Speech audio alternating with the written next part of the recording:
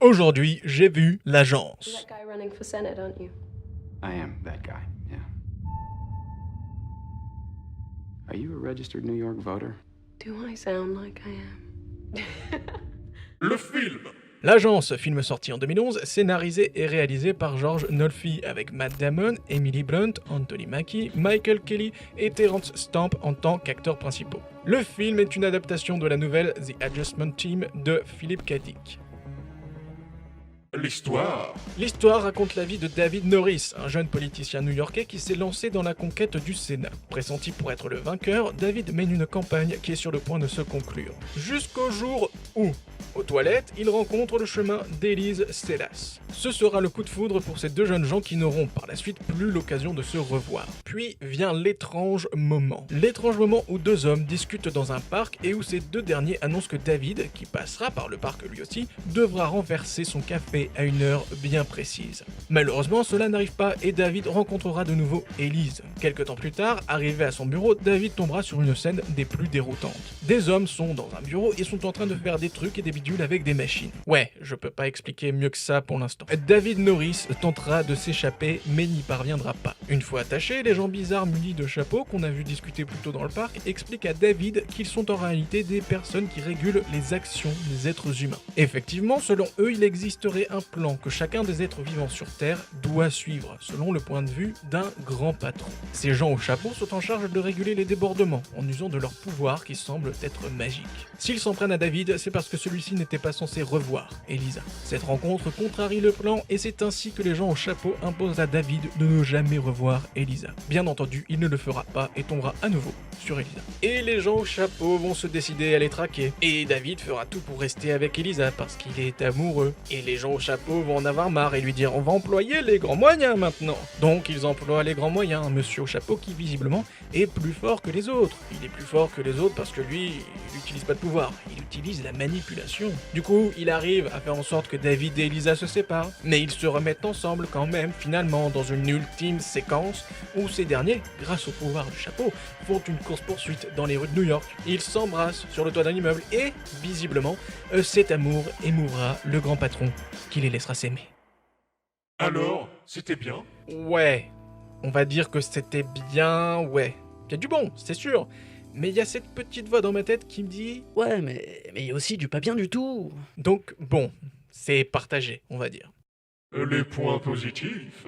Alors, la science-fiction. Bon, ça va être un peu plus de l'ordre du goût que de l'analyse réelle, je l'avoue, mais pour le coup, ça fait du bien de voir un film de science-fiction qui ne pétarade pas dans la fiction, justement. Et encore, est-ce que c'est vraiment de la science-fiction? Non, c'est même pas de la science-fiction, c'est de la fantasy. Donc, c'est encore plus dingue de se dire qu'on a le droit à un film où toutes ces histoires de magie, de surnaturel, etc., c'est de l'ordre du... Moins, c'est mieux. Ce n'est pas important d'avoir du techno-babillage pour faire un film de science-fiction ou de fantasy. Ce n'est pas important d'avoir des dialogues interminables et parfois insoutenables sur l'histoire du monde dans lequel on évolue pour faire un film de fantasy. Ni trop, ni pas assez, tout est dans la subtilité, tout est dans l'idée de se dire... On n'a pas besoin d'en foutre plein les yeux aux gens pour qu'ils regardent nos films. Et du coup, de cette idée d'édulcorer, en sort aussi un autre constat.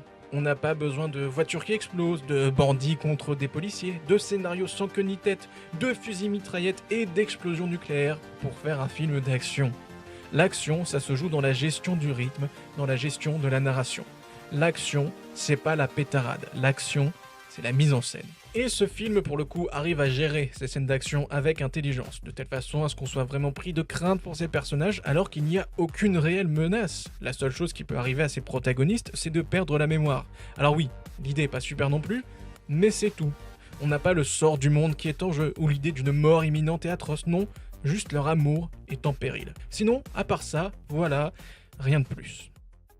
Les points négatifs? Bon, alors, l'un des trucs qui m'embête le plus, c'est le développement de personnages. Les personnages subissent tellement le scénario que ça finit par en être ridicule. Tellement qu'on en vient à se dire que c'est la plus grosse des blagues, quand on se dit que c'est le thème principal du film.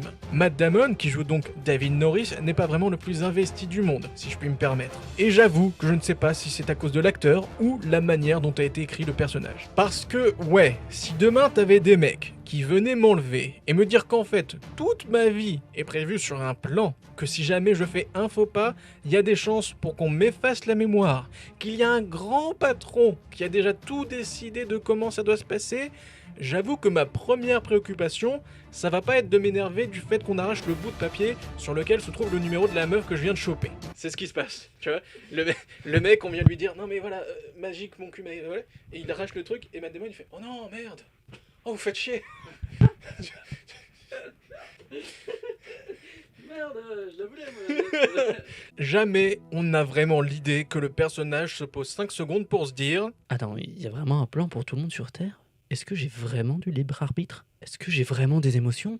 Est-ce que je vis vraiment? Enfin bref, c'est le genre de questions qui me sont passées par la tête pendant que le perso principal était obsédé par l'idée de fornicoter avec Emily Blunt. Et quelle tristesse que de voir le personnage d'Emily Blunt.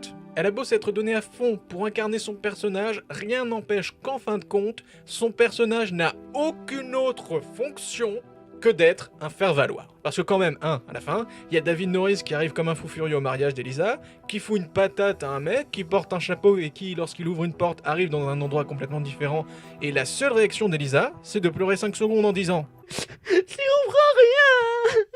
Elle se fait trimballer partout et finit par dire « C'est vrai, je suis amoureuse. C'est vraiment triste de voir à quel point cet univers a été véritablement sous-exploité à cause de son sous-développement de personnage et son intrigue qui se répète. Une intrigue sans véritable enjeu qui se répète tout au long du film. Bref, un univers prometteur qui finit par laisser un goût même pas amer parce que c'est pas mauvais, c'est un goût sans goût.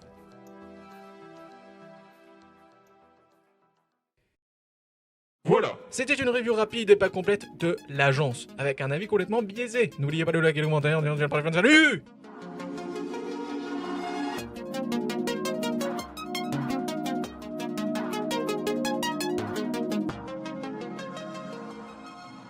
Mais je m'en bats les couilles, moi, je veux cette meuf, je veux choper, moi, putain, je suis plus fait depuis 40 ans. Ça fait 5 ans que j'ai paniqué.